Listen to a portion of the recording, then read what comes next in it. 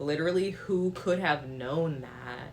Like, who really could have known there was a consequence to stress? Not me. Hi, YouTube. Hey. Hey. It has been a minute. I'm sorry. I genuinely am. I've just been going through it. That keeps happening for some reason. And then like my body was going through it because apparently like I couldn't just work away or ignore or like party away the stress and the sadness I was experiencing. Anyway, I kind of wanted to come on here and I know it's kind of random, but I am doing like a style challenge for my TikTok and I want to show you how that turns out by the time I post this video. Maybe I have enough time to do it. I do have a lot of bags. So we'll see. Anyway, so yeah, since I'm already filming, I'm dressed, so I was like, let me make a little video and talk to you guys. A couple of life updates so you know I'm not like ghosting you. How fun. And I'll do that while like throwing a little bit of like a, you know, because I'm just like feeling it. Anyway, but let me show you my outfit. So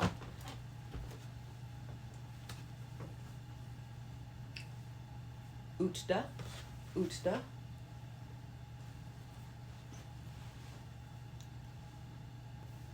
It's also like the end of the day, so I'm feeling like really shiny. That's what I wore to work today. But let's talk about that in a second. All right, so I made, I think, a video in October, which loved. It was my October Vogue review. And then so much happened with Vogue and the absorption of Teen Vogue. And I was like, I don't know if I want to make a video about Vogue because I'm scared of what they're going to do to Teen Vogue and blah, blah, blah, blah. So starting off, I had a birthday. That was back in August. It was fantastic.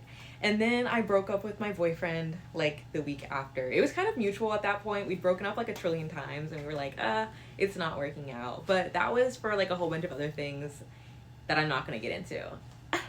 The birthday was fantastic though. Like so many of my friends came out. A couple people who I was like, wait, how do you know I was having this birthday here? They showed up too. And I was like, whatever, like this is fun. The more the merrier. I had a blast. I felt so loved. So I felt like the breakup was kind of good timing because I was still employed at the Starbucks Reserve and Roastery on Pike. That's now closed. Let's talk about it. So after the breakup, I worked there for another month. I worked at the cocktail bar. I also worked at the experience bar. I also worked at the coffee bar. Sometimes I'd have a back of house shift and I'd be like, I hate it back here. I need a window. I need to yap. Anyway, I did it all. I was a trainer and then I stepped down from being a trainer and it was just like, I don't know, a lot. We switched to a full service restaurant model that was like really poorly planned and rolled out, and it made our customers stressed, or at least the ones who like were like, I've been here before and it wasn't like that. And all of us were stressed. And then they scheduled an all-store meeting for us and I was like, ooh, I'm having a prophetic dream that like we're gonna close. And they were like, no, we're not gonna close, but they wouldn't tell anybody what the meeting was about. We closed the store early for this meeting and then they canceled it. And then they rescheduled the meeting it was supposed to be on a Thursday, the first one. They rescheduled it for the following Monday. Again, closed the store early, and then they canceled it again. And then 3 days later, let me reenact it for you. Ring, ring. I'm sleeping. Oh my God. My good friend Peter, it is 7 a.m. I'll catch you later. Ignore, right? Love Peter down though. Sorry, Peter. Ring, ring again. I was like, my friend Madeline, hello. What's up? She's like, bitch, did you get the text? Look at your phone. Are we closing? I said, huh? Look at my phone. Pretend I'm holding a phone. Confidential. Please join this call at 8 a.m. for this link. Do not share the link with anybody. And I was like, oh my God. The dream is coming true. It was a 2-minute automated call. It was like, please silence your microphones. Use the hand raise function. Like while the automation was already playing, so some of the information I missed out on, but it was basically like, we've been monitoring all of the store's progress and Starbucks progress. If you worked yesterday, Wednesday, the 22nd, that was your last day ever. Now, mind you too, if you closed on the 22nd, they told you to get out of the building like early. We closed early because they were doing maintenance on the HVAC. which I guess ended up happening. But they also, I'm getting ahead of myself. If you worked on May 22nd, that was your last shift ever. The Starbucks Reserve and Roastery and the Soto Princi or Reserve Kitchen is also closed, effective immediately. You will get an email later today with information. We are so happy to be a part of Starbucks. Go fuck yourself. And then it like hung up. And we were like, are you kidding? I go on our work message group, blowing up. Everyone's like, are you fucking serious? Are you fucking serious? The bakers who were scheduled to come in at 4 o'clock in the morning come up to see the store boarded the fuck up. Siren taken off the building, sign taken off, literally black boards up on every single thing. So I call everybody that I knew, obviously. And then I went down. I went to meet my friend. We all went down. We were like, oh my God, it's boarded up. And I don't know if you guys remember me mentioning this before on my YouTube, but I was in the New York Times for like, picketing outside of that store like a year prior during like the holiday season. And so I saw some news outlet, out there, and I was like, hi! If you need somebody, me, to give you an inside scoop of what's happening, we were all, imagine there's like a bunch of girly pops here. We were all employees of this store, and we're hearing the same time you are. And they were like, oh, give us a second. So I talked to hella people. I was like, yeah, and this is what happened, and it happened at this. And I also called out. I was like, and you?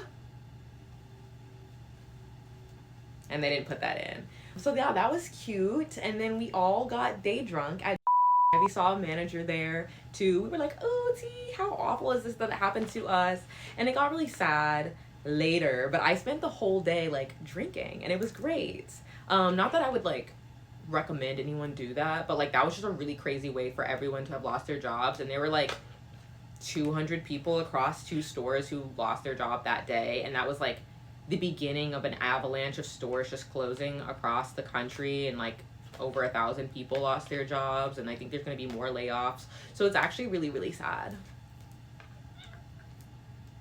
But yeah, I drank, I painted my nails that day, and then I went back out again that evening, and I drank some more. It was great. The next day got to be a little bit sad. But then, I don't know, after a while it wasn't. I will say now, in hindsight, like that was the best thing that could ever happen. I started leaning into my content creation more. But then I was like, oh, I have nothing to distract me from the breakup. Because also by this point, I went no contact with my ex. Like, we were trying to be friends, and then we decided we couldn't be. So I was like, fuck, this is hard. And I was also, like, kind of nervous because, like, we were still getting paid out because they broke the law by not giving us notice. But I was like, I still need a way to make money. And then I got my job working as a bridal stylist, which I love. Like, I'm not gonna lie. So, I don't know, I'm still holding this. I worked in bridal alterations for like a year, but I also helped my mom with those bridal alterations for a couple of years like prior. And I loved it. Like, it was great. I learned so many things about how to tailor clothes and special occasion wear. So I didn't think I was ever gonna like come back to it. But styling, and I'm not trying to like say this in a way that's like not showing how like it is work, it is labor. But this is probably the easiest way for me to have transitioned to a different job possible, because I already had so much bridal styling like background and fitting, and so like that's super helpful for my brides. But also bridal styling is like playing dress up with all of these gorgeous girlies who are coming inside the store. They're like, I want this dress, this is my venue, I want to feel like a princess, I don't want to feel like a princess, I'm in a hurry, I'm not in a hurry. And I just get to like literally hang out and like dress people up for an hour and a half. And like, oh, are you kidding? I love it. And I also just got a new job, and I'm going to be doing baristaing again, but that's going to be super fun too, because I need more people to talk to. And apparently getting a bartending job is really hard here in Seattle, even though I did that for like a year. Like, why don't they want me to work there?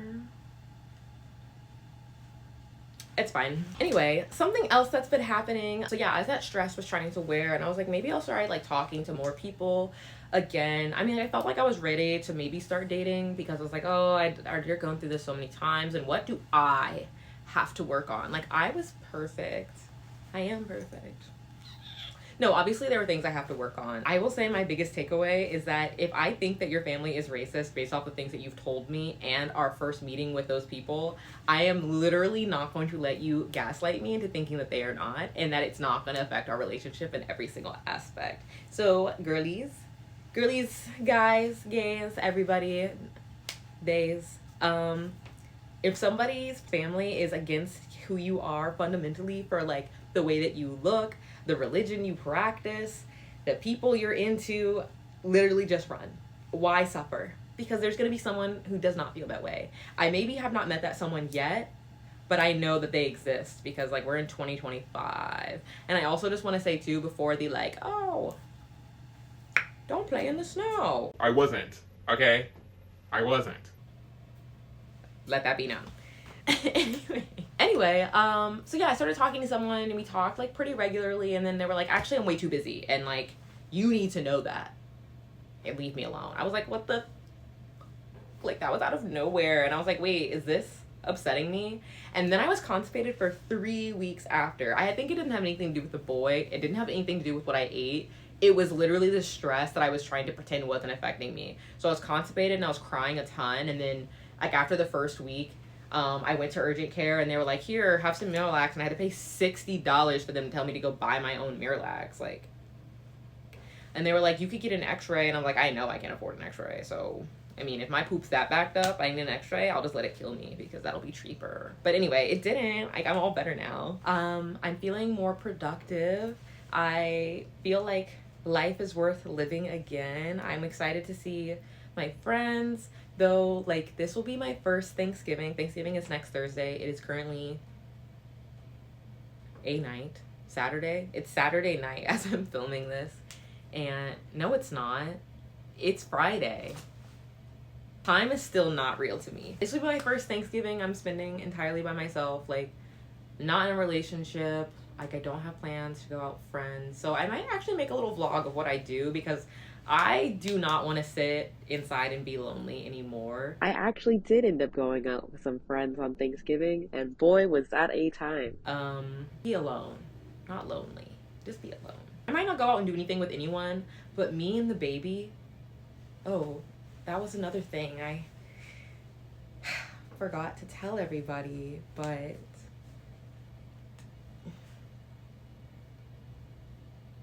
part of the reason that I was gone for so long was giving birth to my son, my Ludacris. Yeah. He came out 15 pounds. I'm not mishandling him. He actually likes to sit like this. He's also trying to go to sleep, so this is his preferred. This is his preference. Oh, sorry, let me censor that. So I don't think there's anything else going on in my life. You know, I don't know, like, I'm happy. Like, I was angry for a long time and I was afraid of what was gonna come next. But now, like, I'm genuinely happy, and I'm relinquishing a lot of control over things that I really thought that I needed to be in control of, and that wasn't helping me. It was causing me so much stress. But I also, I don't know, I'm trying to experience life in a way that I think someone who's 25 years old should. In a way, I've been always trying to live above my age because I've had to mature, like, really quickly growing up. And I'm like, I don't know, I'm doing fine. Like, might not be exactly where I thought I was gonna be. Like, at 16 or 18, I don't think I thought I was gonna be doing this. But here I am, and I love it. Like, I don't know, whatever. Yeah, more content will be coming. Scout's honor. Like, nothing is gonna bring me down.